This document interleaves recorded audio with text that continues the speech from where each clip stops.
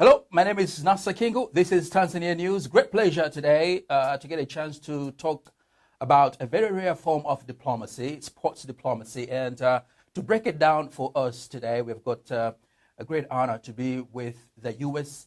Embassy Spokesperson, who is also the Public Affairs Officer here in the U.S. Embassy. He's here in the studio. He's going to talk to us all about sports diplomacy. Mr. James Rodriguez, welcome to Tanzania News.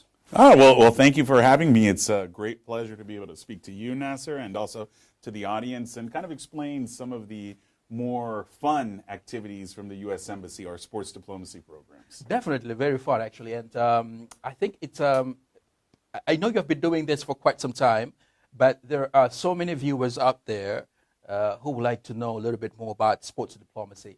Maybe to start off, would you like to explain to us how does sports diplomacy work, especially at this time, 21st century? Wonderful, yes. Well, first, we'll talk about kind of sports in general. You know, sports in the United States is a part of our culture and a very important part of American culture. We love sports, and certain regions are associated with particular sports. So if you go, for example, to the north of the United States, you'll see a lot of hockey. You go down into Texas, it's all about football. And, you know, you go to New York, Washington, D.C., where I'm from, is super famous for producing basketball players. Fantastic. So what we want to do is kind of share our passion for sports with the rest of the world. And, you know, with sports, what a lot of people don't fully realize is that sports builds good characteristics in people. Sports teaches you how to win graciously, how to lose sometimes, how to be a leader, how to follow, how to work with a team, just all these little life skills that sports can show the individual. So our idea at the U.S. government, at the embassy, was to use sports as this good thing to show to the people. So sports diplomacy, going back to sports diplomacy. So we have three essentially separate programs. The first one is the Sports Envoy program. And that's when we bring an athlete from the United States to different countries so that they can get a tour of the country and work with athletes in said country. For example, in Tanzania, we had Alex Morgan, the famous soccer player, probably the most famous U.S. women's soccer player ever. Yes. She came to Tanzania with her husband, who was also a professional soccer player. Yes, and they ran clinics, worked with kids, worked with coaches, and that was the idea behind the Sports Envoy. We share our passion and knowledge of certain sports with the local community. We also have programs where we invite Tanzanians to go to the United States. Fantastic. So yeah, and those are really, really popular because what we try to do is send, for example, we sent, if I'm not mistaken, it was the under-17 women's basketball team and the coach to the United States to kind of meet with our officials, our coaching community, and kind of learn best practices and share, because it is a two-way exchange after all. And I'm certain that there are things done in Tanzania that we could learn from in the United States. So those are kind of the two branches. We also have a sports mentorship program where we select a person to go to the United States. This is much rare, but it's about the business of sports. Okay, you know, that's really nice. Yeah, exactly. You know, the marketing aspect, the advertising, the running a team. So these individuals will actually go work on a team and learn from kind of the administration of the team. And so going back to your question, in the 21st century, how do we do sports diplomacy? Well, I personally feel that it's all about social media. That's what's really changed everything. Before, when I was young, I won't date you, but I know when I was young, Yes. prior to social media, Yes. The athlete was over here, and there's some big figure, the athlete. And, you know, they were very distant from the spectator, from the fan. But now with social media, you know exactly what the athlete's been up to all day. They post it themselves on Instagram. I had this for breakfast, and I ran to practice, and this was my lunch.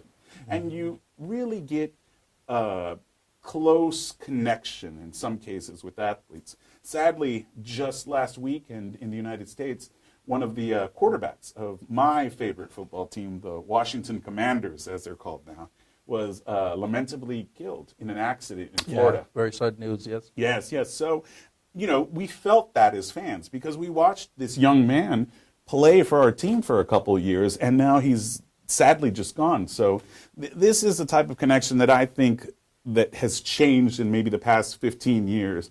This bond with the athlete. We know more about them. We see them more, and we see them more as individuals, as human beings, and kind of interact with them in their day-to-day lives. Speaking about United States of America loving sports, good news first. Congratulations. You have qualified for the FIFA World Cup 2020. Thank you. Just barely. Definitely, but you're in there. Even are. Italy couldn't make it, so congratulations to you.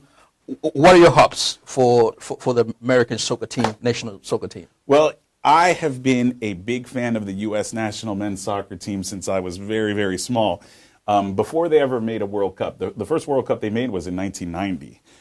But before that, they were trying to make the World Cup, and they even created a team called Team America that used to play in the North American Soccer League. It was the national team playing the other teams in the league. It was funny to watch and kind of futile because they didn't make the World Cup until 1990. So, we've seen them go up and down, kind of have these peaks. I think we were really good at the 2002, the Japan-Korea World Cup. We had a great run into the quarterfinals. And then it kind of started to fall apart on us, and we missed the last World Cup, which was... I was in Trinidad the night they were eliminated. I watched that game, watched them lose in person. It was terrible, my dad and I. But now I'm excited. I think many people are talking about a golden generation of American soccer players. We have quite a few. We have players like Pulisic on Chelsea. We have Gio Reyna on Dortmund. We have Tim Weah on Lille. So we have some good quality players playing in some of the top leagues in Europe. And this is exactly what you want to see in development. So for this one, for this World Cup, I hope they get out of the first round, play well against their first opponent, and I'll be happy with that. But next World Cup, is in the United States. Yes. United States, Mexico, and Canada. So we won't have to qualify, mercifully. But, that's the one that I really hope that we do well. We will be at home. And we will have this team that right now, Pulisic is early 20s. He'll be in his late 20s then. And I think that's the prime of this team's kind of professional career. So, a little bit of success this World Cup and maybe a lot in the next one. That's the one I hope we win. Yeah. Based on the results of most of the qualifying games, as far as football is concerned at the moment, I think a lot of things have changed. Even African football has improved a lot. Oh yes. And let's just see how it will go.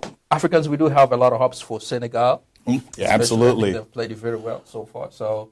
All the best to you as well. Good players on that team, by the way.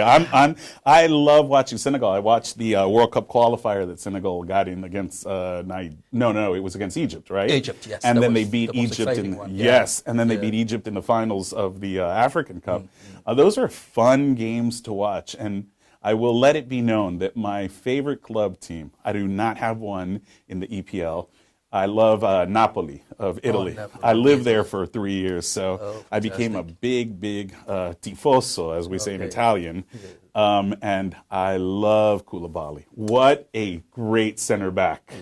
Very composed. Very composed, big, strong, just like what a player. Yeah. Now let's go back to sports diplomacy. I think the biggest question that everybody is watching the program at the moment is asking himself or herself if he or she is an athlete in Tanzania, is how do they get a chance to go to the United States? If of course, I think you're going to answer that one later on. Let's just get to know about why sports diplomacy is one of the forms of diplomacy that is least spoken of, while we understand how strong football or soccer or any kind of sports is around the world.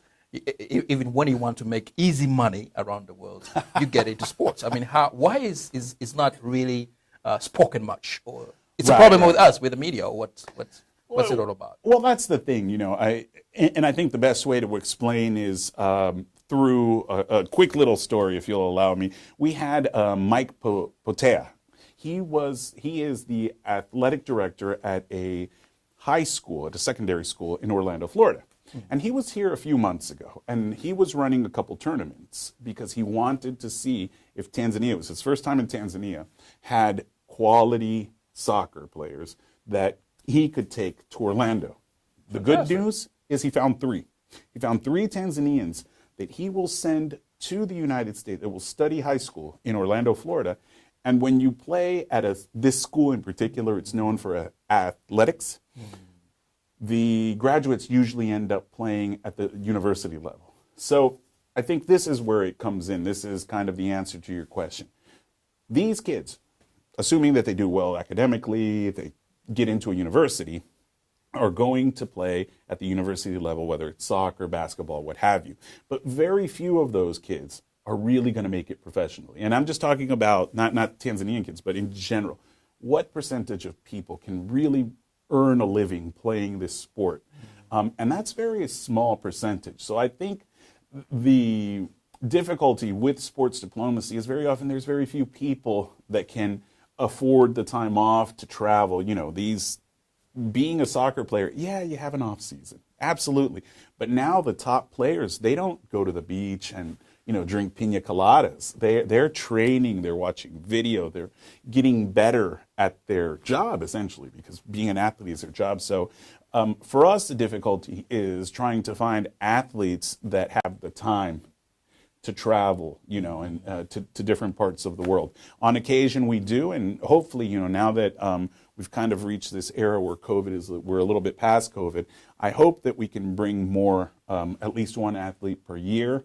And I know that, for example, in Tanzania, what's growing by leaps and bounds is basketball. I think a lot of people would benefit from having a basketball player come here and just kind of go out into some of the neighborhoods and run some clinics, play with some of the kids here, because I also did notice that there is a ton of basketball talent in Tanzania.